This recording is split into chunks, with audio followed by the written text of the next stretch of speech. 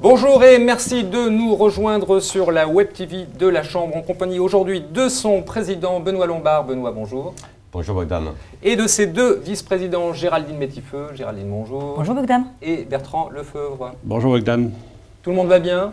Très bien. On est très Benoît, bien, on est très bien vos autour de vœux, cette table. allez. Et avec mes vice-présidents, enfin ce ne sont pas uniquement mes vice-présidents, ce sont les Adressez vice-présidents vos vœux. de la Chambre. Adressez vos vœux. Et j'adresse bien évidemment en ce début d'année mes meilleurs vœux à l'ensemble de la profession, donc tous les membres de la Chambre, mais également tout l'écosystème par l'intermédiaire duquel nous pouvons vivre, donc nos partenaires, nos fournisseurs, et puis également, bien évidemment, nos autorités de tutelle et nos amis de la FG, de la FEDER, bref, tous ceux avec lesquels nous avons eu des liens privilégiés cette année 2014.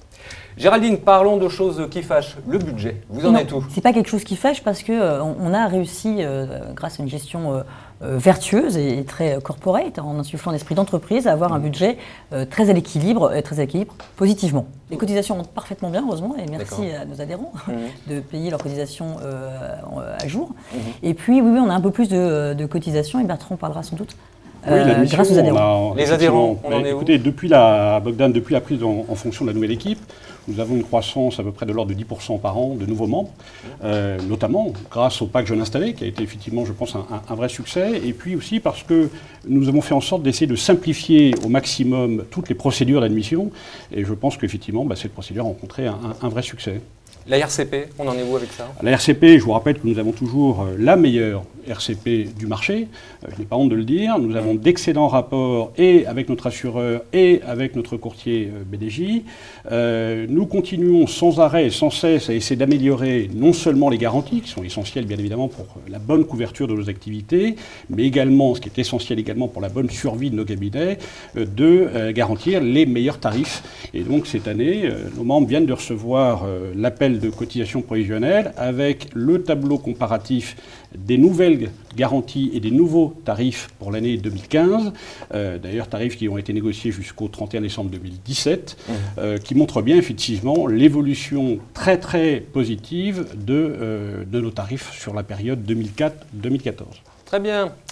Deux choses sur le COMEX et le déménagement. Le COMEX, qu'est-ce que c'est cette histoire? Alors avant le COMEX, Bogdan, parce que j'étais légèrement interrompu sur le budget, il y a juste un point également à avoir en tête, c'est que, et le déménagement ce sera parfait là-dessus, sur le budget à avoir en tête, c'est que le Congrès rapporte également beaucoup plus d'argent que les années précédentes, parce qu'on a changé le format comme vous le savez. Rappelez la date. Et Benoît, cette année ce sera le 24 mars, le Congrès de la Chambre, et l'Assemblée Générale pour nos adhérents sera le 23 mars. Et ça gagne de l'argent, ça? Et ça, alors oui, on a une recette de l'ordre de 275 000 euros versus 140 000 euros les années précédentes. Et ça, c'est grâce aux partenaires. Et Benoît les remerciait dans ses vœux. Et je comprends pourquoi, parce qu'ils nous permettent également de contribuer à avoir une dizaine de permanentes, 11 à la Chambre, plus notre conseil, Guy Panafieux, qui nous est précieux. Le COMEX maintenant. Vous parliez, je vous coupe, oui, vous parliez de budget. Je vous rappelle aussi que la Chambre a déménagé en 2014. Déménagement organisé de main de maître par notre délégué général Edith Rossi.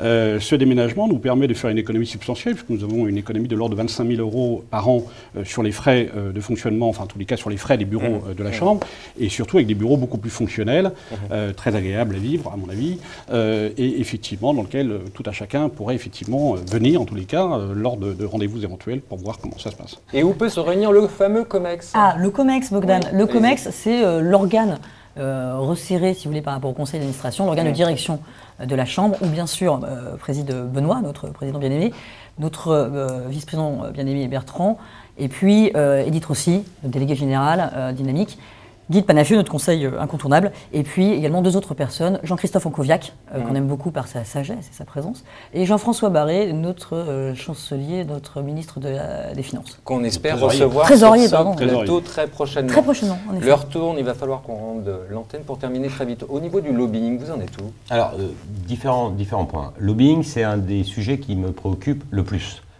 Nous savions que MIF 2 a été voté, que DIA 2 était en cours de discussion, qu'un texte a été présenté par DIA 2 sous la présidence italienne de la commission qui s'est achevée au 31 décembre dernier.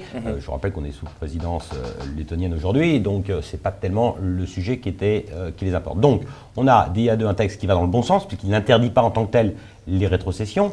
MIF 2 les interdit pour ceux qui se proclamerons, pour ceux qui voudront conserver le vocable d'indépendant, et un avis technique a été demandé à l'ESMA pour la rédaction du texte de niveau 2. Cet avis technique nous a déplu. On a pu fédérer, grâce à la Chambre, grâce à nos travaux, l'ensemble des acteurs de la place, et puis également nos homologues allemands. À tel point que la deuxième version du texte de l'ESMA a été publiée le 19 décembre. Et nous sommes ravis de nous rendre compte que les conditions abracadabrandesques de définition de notre métier ne sont plus retenues.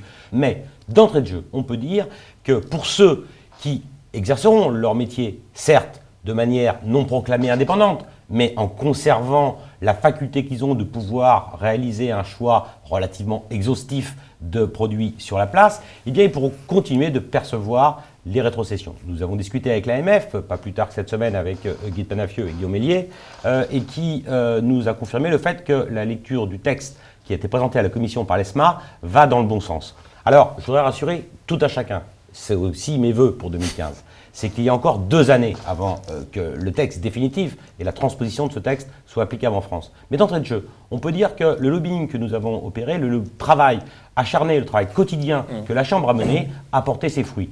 Mais le combat n'est pas fini. Première victoire, le combat se poursuit, DIA2 va dans le bon sens, MIF2 interdit les commissions pour les indépendants. Nous ne pourrons plus dire que nous sommes indépendants, peu importe, à l'instar, comme je le dis régulièrement, de ce qui se passe en matière de courtage d'assurance. Je rappelle que l'article L520 du Code des assurances nous donne la faculté de pouvoir être non exhaustif en catégorie B. Eh bien, nous serons pour la distribution de produits financiers en dehors du véhicule assurantiel dans le même contexte. Nous ne serons pas exhaustifs, mais nous conserverons l'esprit de l'indépendance et l'esprit de la liberté qui préside à nos activités. Et c'est sans doute pour ça que vous allez changer de nom, Géraldine. Un mot là-dessus? Exactement, parce que l'acceptation bruxelloise du terme d'indépendant n'est pas le même qu'en France, et que pour continuer à exercer notre métier comme on le souhaite, on va sans doute changer le terme de la Chambre des indépendants et patrimoine en autre chose dont vous aurez bientôt le scoop. Très bien, Géraldine, Benoît, Bertrand, merci à vous d'être venus sur ce plateau. Je vous souhaite en tout cas une très très bonne année à tous les deux. Merci, Bogdan. Merci Bogdan.